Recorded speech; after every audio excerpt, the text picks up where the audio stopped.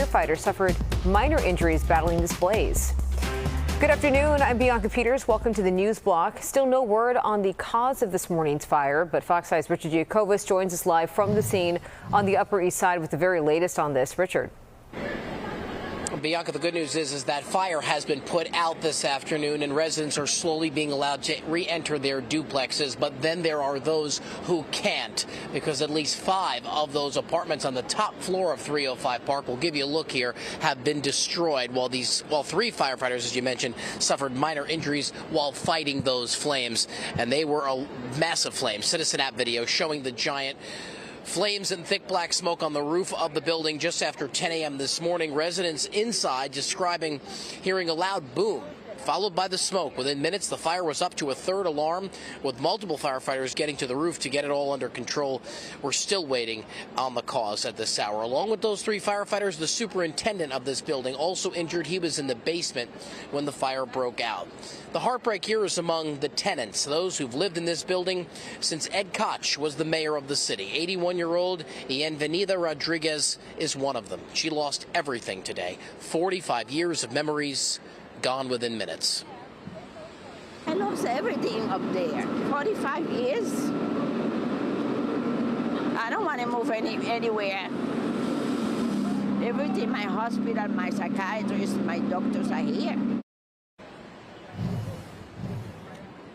And the American Red Cross has been here at the scene now for the past hour, helping those who need the help, who need a place to go. Others, if they're not taking advantage of the Red Cross, will stay with family, like Bienvenida. The FDNY says because most of the apartments in this building are duplexes, it made fighting those flames that much more difficult. Again, we are still waiting on a cause. We know we've heard reports of that explosion, that loud boom. The fire department tells me there was no explosion, but they're still working on the cause. We're live on the Upper East Side this afternoon. Richard Giacobas, Fox 5 News. Bianca. All right, Richard, thank you so much. And breaking right now, President Trump is in Alaska for a much anticipated summit with Russian President Vladimir Putin. We were just learning President Putin has arrived as well. Now, the hope is that the high stakes meeting will be the first steps in ending the more than 3-year war in Ukraine. We're taking a live look right now at the Air Force Base in Anchorage. That is where President Trump and President Putin are meeting. Fox 5's Jessica Formoso is monitoring the latest for us in the newsroom right now. Jessica. And Bianca, Fox News is reporting the meeting between President Trump and Vladimir Putin will be a 3-on-3, with the president being joined by Special Steve Witkoff and Secretary of State Marco Rubio. Of course, one notable absence is Ukrainian President Volodymyr Zelensky. However, President Trump is floating the idea that if today's meeting succeeds, he could bring the Ukrainian president to Alaska for a 3-way meeting. But back to today's summit. President Trump will be meeting face-to-face with Russian President Vladimir Putin. Putin will be the first Russian president to visit Alaska. President Trump has been sounding optimistic. He says there's only a 25% chance the summit would end in failure, but he also said he wasn't expecting a ceasefire right away. President Trump has threatened severe consequences should Putin refuse to agree to end the war. Now, as for President Zelensky, he's raised doubts about Putin's desire to negotiate in good faith. President Trump addressed the summit shortly before landing in Alaska on Air Force One. I want to see a ceasefire. This is not to do with Europe. Europe's not telling me what to do. But they're going to be involved in the process, obviously, as well as Zelensky. But I want to see a ceasefire rapidly. I don't know if it's going to be today, but I'm not going to be happy if it's not today. Everyone said it can't be today, but I'm just saying I want the killing to stop. I'm in this to stop the killing. Now, when the summit is over, President Trump and Putin are expected to hold a joint press conference at approximately 7:30. We'll bring it to you here on the Fox local app and on Fox 5. Bianca? All right, Jess, thank you so much. Meanwhile, a Ukrainian-American rally taking place in the East Village. New York has the largest Ukrainian population in the country, many of them gathering in the area known as Little Ukraine for a peace rally. Some of those there have lost loved ones in the war or had their homes destroyed. Thousands of Ukrainians in the U.S. are hoping to return when peace is restored. And Mayor Adams confirms the white powder found Thursday at 26 Federal Plaza is not dangerous. Speaking on 1010 Wins, Adams said the preliminary results indicate there was no dangerous substance involved, and the FBI is going to conduct their investigation according To the FBI, at least 2 people came in contact with the 5 letters containing white powder in the mailroom of ICE enforcement and removal operations on the 9th floor. This was just before 4 yesterday. Luckily, there were no injuries. To the latest now in the race for mayor, Queensborough President Donovan Richards endorses Zoran Mamdani for mayor. Queens is the final stop of Mamdani's 5 boroughs against Trump tour. Mamdani joined Donovan Richards for the endorsement, as did workers from Queens who have been on the front line of attacks from the Trump administration. And tune into our new show, Battleground NYC, The Fight for Your Vote, hosted by SE Cup. We are following the very latest up-to-the-minute information on the race for New York City mayor. This streams every weeknight at 7 p.m. on the Fox local app and anytime on demand from now until Election Day. All right, now to Washington, D.C., where D.C. Attorney General is challenging President Trump's takeover of the D.C. Police Department. Fox News correspondent Mark Meredith reports.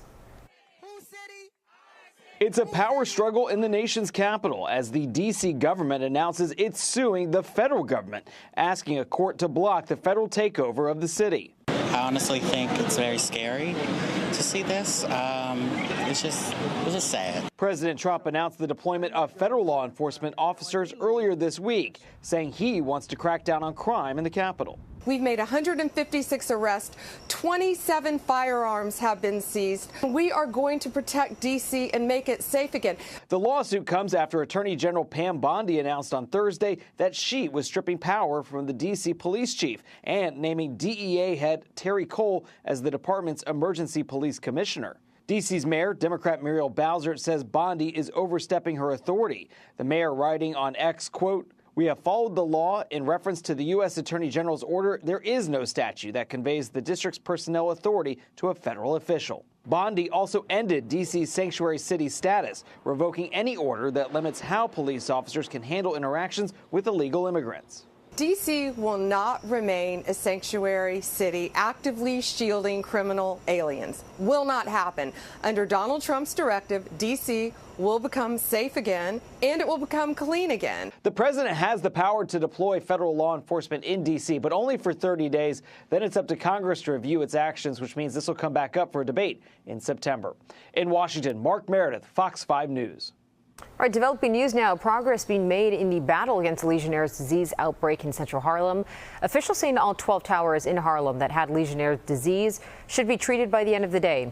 Remediation has already taken place on 11 of those towers. The Harlem Legionnaire's disease outbreak has resulted in nearly 100 cases, and that includes 4 deaths. Officials say a dozen more people are still in the hospital right now. 4 of the buildings that tested positive for Legionnaire's disease are city-owned. One of them is Harlem Hospital. The city's health department says an investigation is underway to determine the source of Legionnaire's disease. We're going to turn back over now to Alaska, where we are watching President Trump engage in his meeting with Russian President Vladimir Putin. Let's take a look now. Again, as we are making more way about this, President Trump has landed in Alaska. This is for a high-stakes meeting with Russian President Vladimir Putin. This is a summit that could alter the course of the war in Ukraine and reshape U.S.-Russia relations. As you see him there stepping off Air Force One, making his way towards officials. Trump arriving now at Joint Base Elmendorf-Richardson. This is in Anchorage. This was right now just to greet Putin with fighter jets on display and an Alaska 2025 banner marking that occasion. As you can see, following closely behind Putin, walking out as well. The 2 leaders are set for a tightly watched sit-down. One Trump says could bring the slaughter of Ukraine to a close.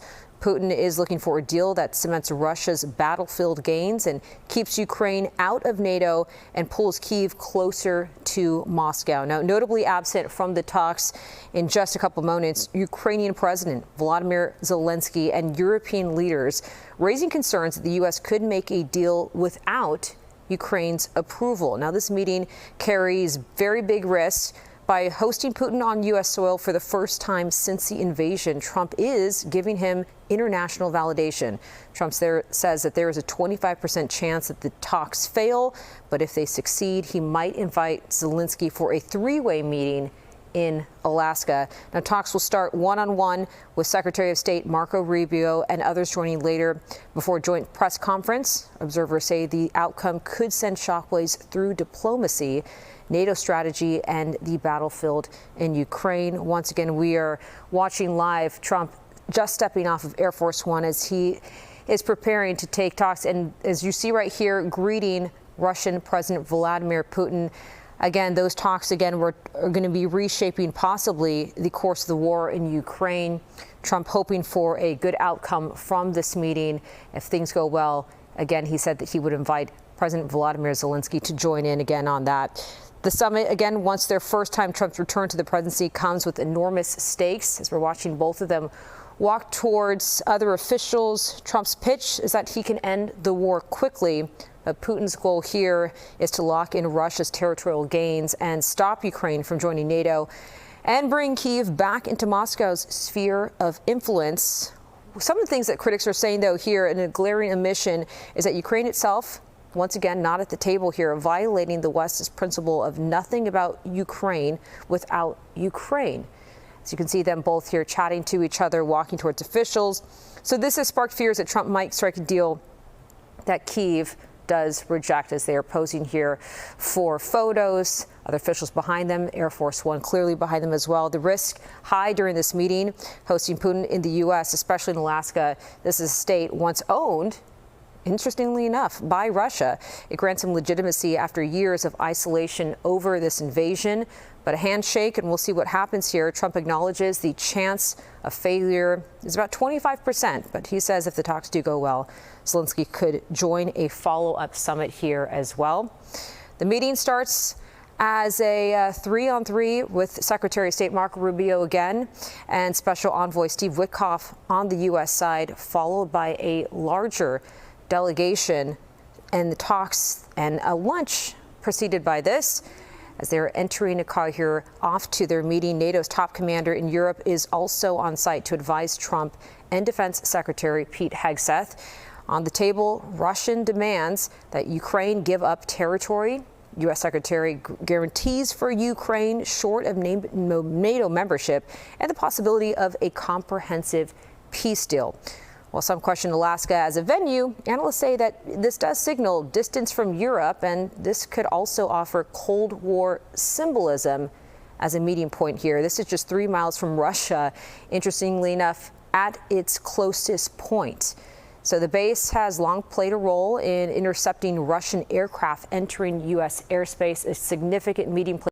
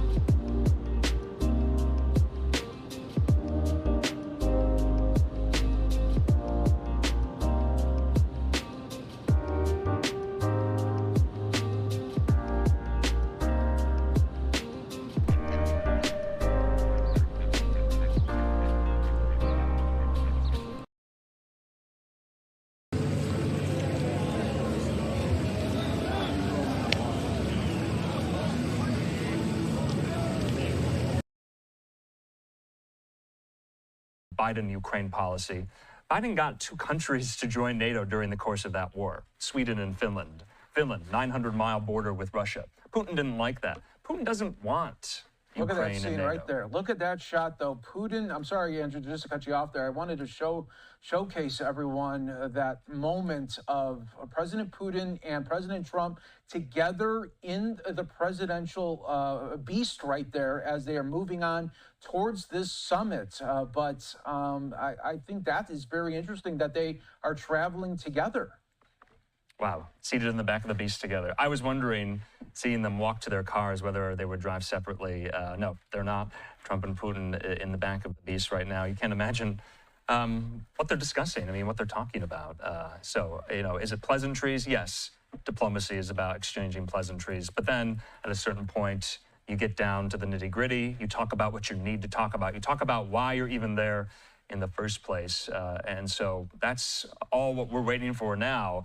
So let's just tell the viewers how this day is going to go from where we understand it. We are going to see Putin and Trump again very briefly in just kind of a bilateral joint appearance.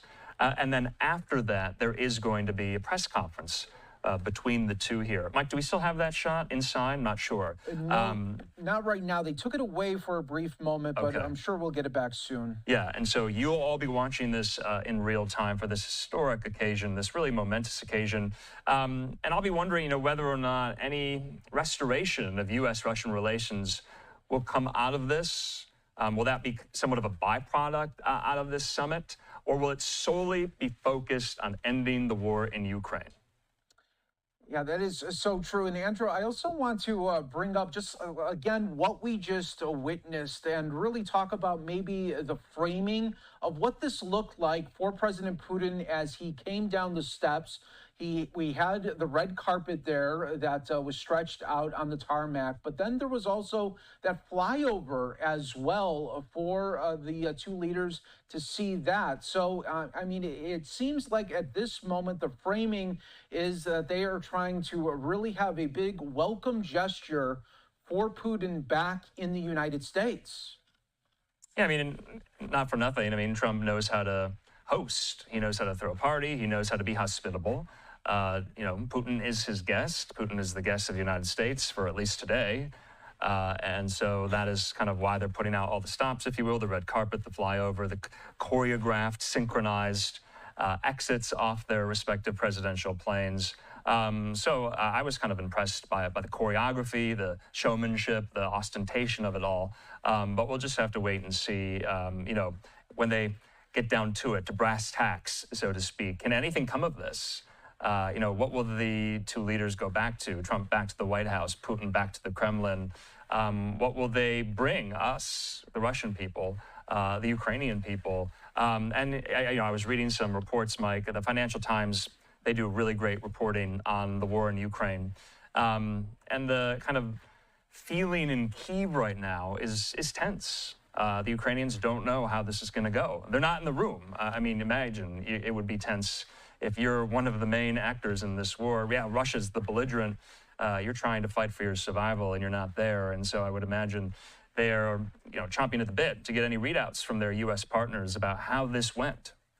Yeah, that's so true. And I mean, this is almost like, to put things in a little bit of perspective, it would be like if there was a party that was getting a divorce, but the one person in that party is not there, and you are just hearing what's going on from people that are in the meeting, but you're not part of it, even though you should be. So again, the divorce here in this perspective is we want an end to the war. Yeah. And here is maybe just some expectations. We were talking about this earlier. This reported from Lucas Tomlinson talking about the Brett Baer conversation, saying President Trump tells Brett Baer aboard Air Force One en route to Alaska, "I won't be happy if I walk away without some form of a ceasefire." So putting pressure almost immediately on this summit to try to get some sort of concessions here.